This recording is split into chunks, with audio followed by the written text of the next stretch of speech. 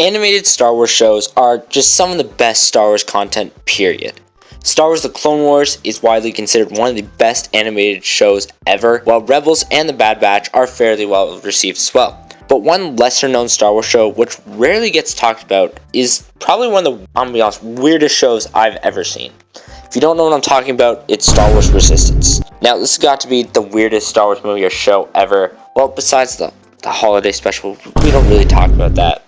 Also, it's made by Dave Filoni, but I'm also kind of noticing a trend here. Wait, never mind. To grossly simplify, the plot is centered around a Resistance pilot by the name of Kazuda Xiono, more commonly known as Kaz, who is sent down to an aircraft refueling station named the Colossus. He ends up staying with a friend of Poe Dameron by the name of Jarek Yeager, who is a mechanic on the Colossus. Kaz also befriends mechanic Tam, Rivora, and Niku. Kaz, being, the silly, goofy guy he is, accidentally convinces people he is the best racer in the galaxy. By the way, racing in the show is kind of like pod racing, but with ships. He ends up challenging Tora Doza, an undefeated racer and the daughter of the Colossus' captain. He crashes and loses, but asserts his place on the station. Anyway, there's like another 40 episodes of this, so I'm not going to cover them all, but I'll summarize the rest of the series in short.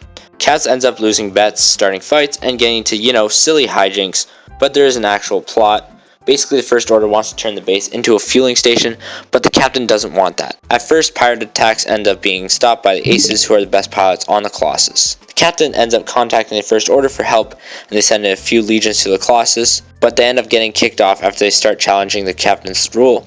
And big twist time, Kaz finds the captain's old Imperial uniform while going through his office. After pushing the First Order off the station, the First Order ends up sending a Star Destroyer in to conquer it. They manage to escape in time with the help of pirates, but Tam ends up joining the First Order. Also, side note, the end of the season lines up with The Force Awakens, which is kind of cool. Season 2 is mostly the Colossus avoiding the First Order, with Kaz and Yeager going on missions all over the place. The Aces get trained as fighter squadron, while the pirates attempt to order an insurrection on the Colossus. It fails, and they are kicked off the Colossus. Meanwhile, the First Order fails to capture the Colossus and ends up getting a Star Destroyer destroyed while Kaz rescues Tam. In the end, the First Order gives up on capturing the station and everyone lives happily ever after. The end. Honestly, this is a weird show, but hey, maybe some people enjoyed it. The characters were kind of fun, and clearly this was made for a younger audience, so obviously most people aren't going to enjoy it. But anyway, that's all for the video, so make sure to like, subscribe, comment down below what you think, and peace out.